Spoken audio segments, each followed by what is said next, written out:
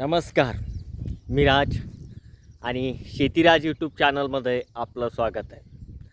मित्रांनो, खूप दिवसानंतर आज आपला व्हिडिओ येतो आहे आणि दिनांक आज आहे 15 जून 2026. खूप दिवसानंतर आपण आज ब्लॉग बनवतो आहे. त्याचं कारण आहे आज आपल्या शेतीचा आढावा. तर पूर्ण शेती मशागत करून झालेली आहे, पण यावर्षी मशागत कशा पद्धतीने झाली हे तुम्हाला सांगायची गरज नाही आहे. कारण मित्रांनो, ह्यावर्षी डिझेल भेटायलाच तयार नव्हतं. त्यामुळे ट्रॅक्टरवाल्याने सुद्धा शेतकऱ्यांच्याच मुंडक्यावर पाय दिला असं म्हणलं तरी काही हरकत नाही. जी शेतीला कमीत कमी 2400 रुपये एकर असायची, ती ह्यावर्षी 2700 ते 2800 रुपये एकर आपल्याला द्यावं लागले. त्यामुळे महागाईची झळ सर्वसामान्य तर आहेतच, परंतु शेतकऱ्यांना प्रत्येक गोष्टीमध्ये भोगावी लागते. आणि याचं कारण आहे मित्रांनो डिझेल वाढतं आहे आणि त्याचे भाव वाढल्यानंतर एक्सपोर्ट इम्पोर्ट या सगळ्या गोष्टी वाढायला सुरुवात होती. आज सगळ्यात महत्त्वाचं गोष्ट म्हणजे आज गॅससाठी नंबर लावावा लागतो आहे, डिझेल आणि पेट्रोलसाठी नंबर लावावा लागतो आहे. आणि त्यानंतर या देशात पिकवणारा एक शेतकरी म्हणून त्याला आता युरिया आणि DAP सारख्या खतांनासुद्धाही आपला नंबर लावावा लागतो आहे. खूप मोठी अशी या शेतकऱ्यांभोवती फिरणारी संकटाचे चक्र असेच चालू राहतात. कारण माझ्या अनेक ब्लॉगमध्ये तुम्ही पाहिले असेल की असे भरपूर असे संकट आहे की ते शेतकऱ्यांनी पेलवले आहे. त्यानंतर दुसरं संकट आहे ते म्हणजे एलोनियसचं, म्हणजे मान्सूनवर पडणारं संकट. काही लोक म्हणतात की ह्यासारख्या काही गोष्टी नाही आहे. माझा आवाज तुम्हाला व्यवस्थित येत नसेल कारण माईक पण नाही आहे आणि मला सर्दी झाल्यामुळे बोलता येत नाही. त्यामुळे अशा गोष्टी तुम्हाला सांगायच्या. तर आपण सगळी तयारी करून घेतलेली आहे, पण मान्सूनची प्रतीक्षामध्ये मीच नाही तर प्रत्येक शेतकरी हा आता वाट पाहतो आहे. तुम्ही माझ्या पाठीमागं बघू शकताय, माझी पूर्ण तयारी झालेली आहे. पूर्ण आपलं शेत एकदम स्मॉट आणि सॉफ्ट झालेलं आहे. पूर्ण ढेकळं आपण याच्यामध्ये बारीक करून घेतलेलं आहे. इकडे मुरघासची तयारी ठेवलेली आहे. कारण मित्रांनो, मुरघास जास्त भरायचा होता, परंतु त्यामध्ये सुद्धा अशी गडबड झाली की मजूरच काम करायला तयार नाही. म्हणजे असा वेळ येतो आहे की आता ह्या पिढीचं जाऊ द्या, पण पुढची पिढी शेती करते का नाही हा पण महत्त्वाचा मुद्दा आहे. पण एक आहे, पुढच्या पिढीला शेती राहते की नाही हा पण तो महत्त्वाचा मुद्दा आहे. कारण अवघड झालेलं आहे. शेतकरी शेतीच करायला तयार नाही आहे. त्यामध्ये तरुण लग्न होत नाही म्हणून शेतीला अवॉइड करतो आहे. त्याला माहीत आहे शेती करायला गेले की लफडे होतात, त्यामुळे तो शेतीही करत नाही आहे. छोटी मोठी कंपनी जॉब करतो आहे. मी तर सोडा, अनेक जण असे आहे की त्यांनी जास्त बागायत शेती असून खूप मोठी अशी हे असूनसुद्धा त्यांनी शेती करायला नकार द्यायला सुरुवात केलेली आहे. ही आपली चिमणी रडते.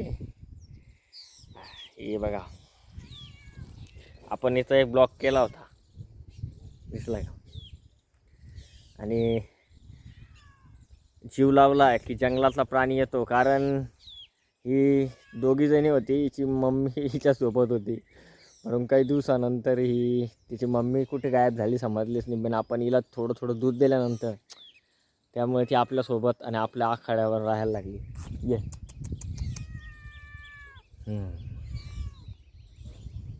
तर असं आहे मित्रांनो. तर चांगल्या पद्धतीचं वातावरण मान्सूनसाठी तयार व्हावं हीच इच्छा आहे. कारण मान्सून जर लांबला तर जनावरांचा प्रश्न हा सगळ्यात मोठा होतो.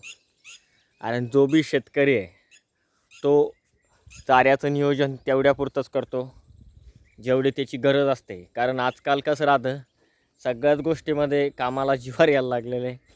त्याच्यामुळे सगळ्याच गोष्टीमध्ये कामामध्ये जिव्हार यायला लागल्यामुळे त्यामुळे चाऱ्याचंही नियोजन बिघडू शकतं. पाण्याचं तर नियोजन बिघडलेलं आहे. जी विहीर कमीत कमी 2-2, 3-3 तास चालायची मे महिन्यामध्ये, ती आता किमान फक्त 40 मिनिटाच्या वर चालत नाही आहे. विचार करा, अजून जर 1 महिना पाणी लांबला तर लावलेली पिकंसुद्धा काही भागामध्ये पेरणी झाली आहे. आणि आज मराठवाड्यामध्ये मोजक्या म्हणजे कमीत कमी 10 ते 5% पेरणी क्षेत्रावर केली गेलेली आहे, ज्याला गॅरंटेड पाणी आहे. पण गॅरंटेड पाणी म्हणूच शकत नाही, कारण मान्सून हा लांबच जातो आहे. त्यामुळे पाण्याचं आणि वाढती उष्णता त्याबरोबर हवा आहे, यामुळे जास्त प्रमाणात जमीन हडकते. हे खूप मोठं कारण आहे. तर चला, आजचा ब्लॉग खूप मोठा बनतो आहे आणि आपण पुन्हा असेच भेटू अशा अनेक ब्लॉगमध्ये. आजचा शेतीचा आपण आढावा घेतला. आपण बऱ्याच दिवसांपासून नव्हतो, याचं कारण पण तुम्हाला सांगितलं. काम, पळपळ, धगधग या गोष्टीला आपण सामना करत होतो. आणि सगळ्यात महत्त्वाचं म्हणजे डिझेल आणि पेट्रोलचा खूप मोठा तुटवडा असल्यामुळे ना खूप मोठे प्रॉब्लेम झालेले.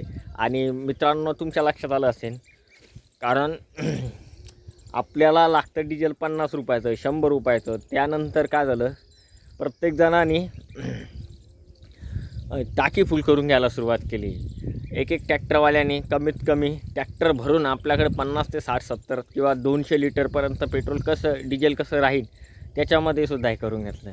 म्हणजे आपली गरज सोडून व्यतिरिक्त डिझेल आपण साठवून घेतलं. त्यामुळे हा मोठा जास्तीत जास्त प्रॉब्लेम आहे ना, तो वाढायला लागला. आणि त्यामुळे शेतकऱ्यांना रोटावेटर असेल, मोगडा असेल, नांगरणे असेल, या गोष्टीला खूप महाग गोष्टीला सामना करावा लागतो आहे. आणि आजपर्यंत खूप मोठं टार्गेट नसतानासुद्धा खूप वेळ लागला. पण मित्रांनो, मान्सून लांबल्यामुळे सगळेच कामं आता सुरळीत चालायला सुरुवात झालेली आहे. युद्ध तिकडे चालू आहे, झळा इकडे लागत आहे, खूप मोठी सुगंध आहे. आणि त्यामुळे चला, आज पुन्हा भेटू छानशा ब्लॉगमध्ये. तोपर्यंत जय हिंद, जय महाराष्ट्र.